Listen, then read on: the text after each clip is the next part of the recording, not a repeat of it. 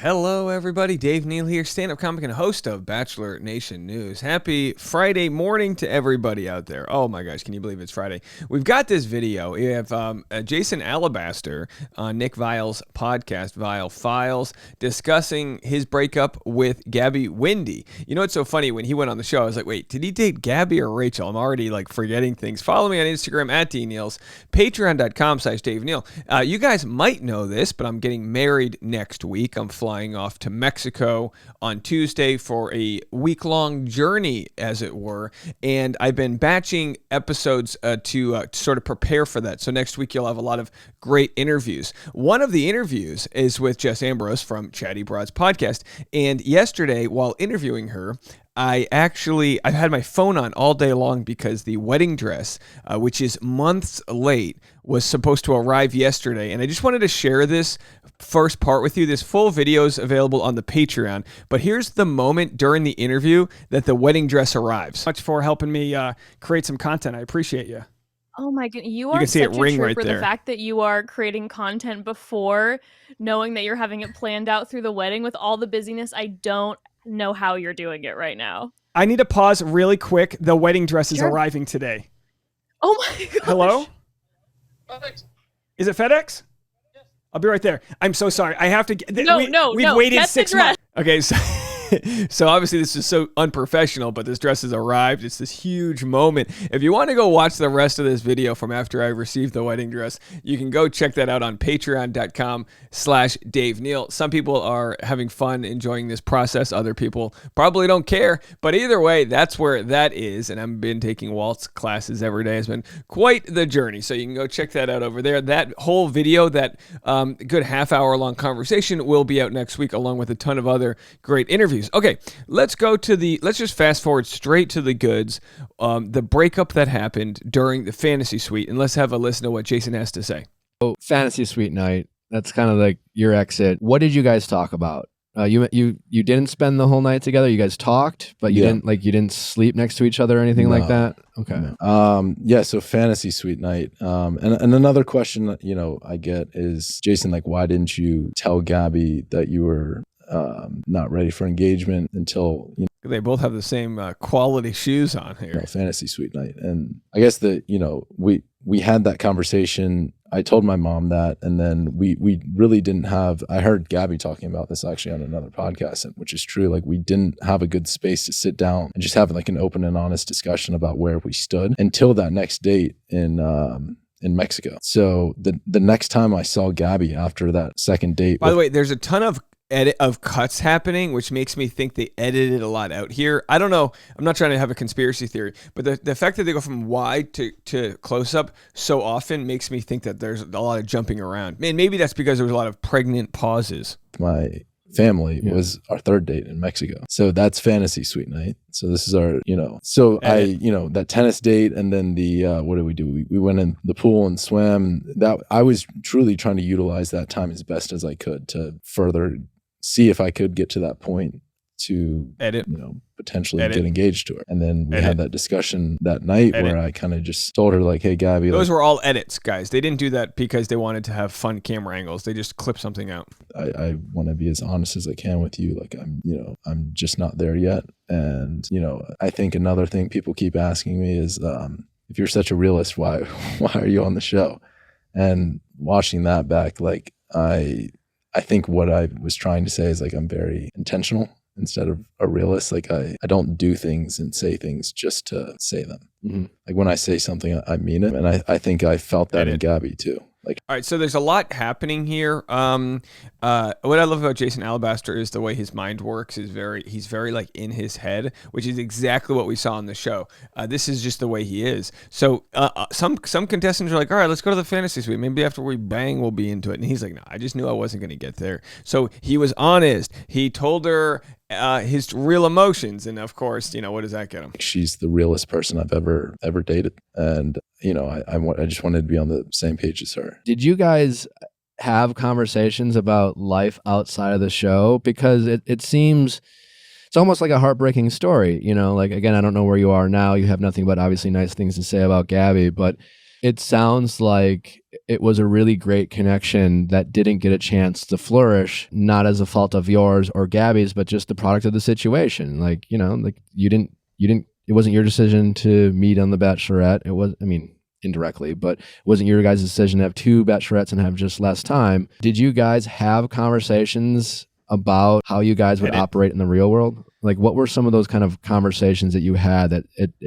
where you guys couldn't connect in that conversation that night? Just a quick side note. A lot of times when you edit audio but don't have another underlying ground noise audio, you can hear that blip, blip when there's an actual edit being made. That's just not the video cutting. That's the audio cutting too.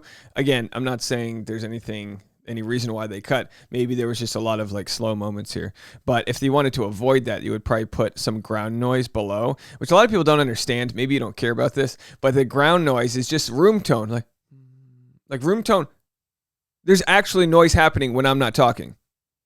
And if I don't have that, if I just cut it out, it's bloop, bloop, bloop, and then you can hear it. Yeah. Which is how you know that they're editing something out. We didn't really have that many conversations about the real world. We were kind of just going in there, and I don't really want to get into like personal details of the conversation, but basically what it was us just kind of going back and forth and like trying to figure out where each of us stood in a way for the first. I mean, we talked for a few hours. Okay. Listen, the fantasy suite isn't about talking about where you stand. It's about talking about where you lay.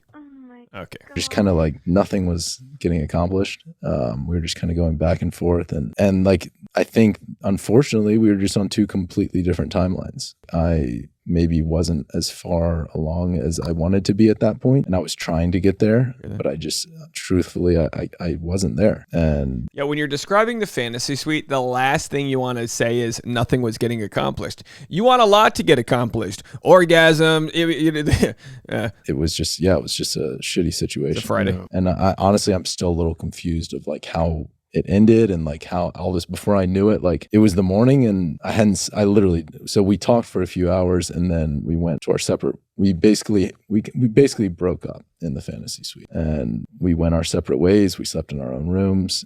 And then when you saw me the following morning, I was so overwhelmed and in shock. How do you even get to the point? Imagine you're just sleeping there in your own room at the fantasy suites going, how did I mess this up? Not to say this that the only thing about the fantasy suites is getting some nookie, but you know the goal is that you get to the physical part of the roller coaster where you get to keep on seeing if the relationship's still working, and you're essentially breaking up but still in the fantasy suite. And then the next morning you have to do that like theater where you talk the next morning and then sort of break up.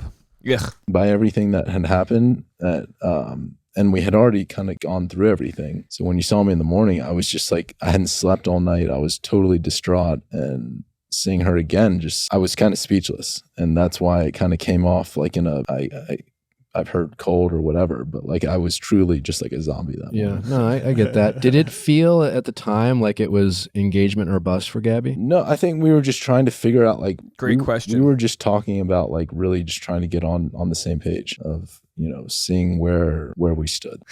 Yeah, but like where were you guys standing? Like I wasn't I wasn't fully in love, and like it's hard for me to commit to a relationship when I don't have a solid foundation, because like you said, it's not just a show. Like this is for real. And like so it sounds like almost that maybe it wasn't engagement or bust, but Gabby needed to hear that you were further along emotionally than you were, or far along as say maybe Eric was, or some of these other guys, for her to consider keeping you around.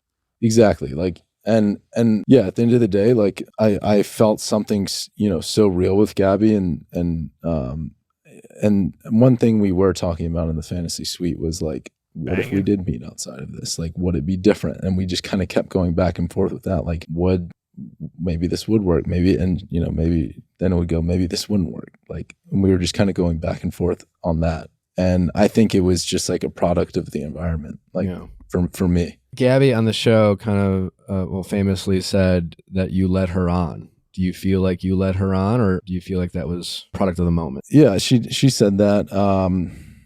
And I have so much empathy for her, because watching it back and like even just seeing what she went through, I truly cannot imagine the stress and how fragile of an environment and complex everything she's dealing with. And for me to add any stress to that just absolutely kills me. And any hurt that I caused to her, I truly feel, awful for that. And I'm sure you can kind of relate to that being the Bachelor, of how intense because it's intense for the contestants, but she's dealing with 15 relationships or whatever it is. But yeah, in terms of leading her on, that's something, that she did truly feel, I guess. And I was just trying my best to get to a place where we could leave there together. Yeah. It's so funny, and we'll just cut it there.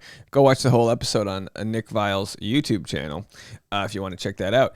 By the way, I don't know if this is normal. I just counted like dozens and dozens of edits there. It just felt like maybe like I said, maybe the conversation just involved a lot of ums and ohs and kind of those moments. And it's like, hey, Jason Alabaster's not a professional podcaster, so I'm sure he's accessing raw emotions for the first time, and that can be very difficult. But very interesting that we talk about Gabbey feeling led on, and it's like, yeah, if there's ever anything you ever do in your life that involves you being selfish, it's when you go on this show. Be selfish. And if that means you have to blindly go into a relationship and see if you're going to get there, then that's what you do. And Gabbey and Rachel, they have to do that as leads, and the contestants have to do it too. And he took care of himself, and he didn't overpromise things he couldn't deliver. And he probably just operates intellectually and emotionally at a level that burns slower than what the Bachelor franchise needed for this to get to the finish line. Does that make sense? So that is the age-old question. Could they have worked out in a different environment? My guess is, yeah. My thought is a lot of there are millions of different matches as far as soulmates go. There's millions of different matches that can work depending on what you feed them. And in this environment, it just wasn't going to happen. Follow me on Instagram at DNeals. And there's Jason Alabaster saying he wasn't fully in love, broke up in the fantasy suite, and there it is. Again, I'm on Patreon if you want to check out that clip, and there'll be a live stream later on today. Patreon.com/Dave Neal. We'll talk to you guys later. Bye, everybody.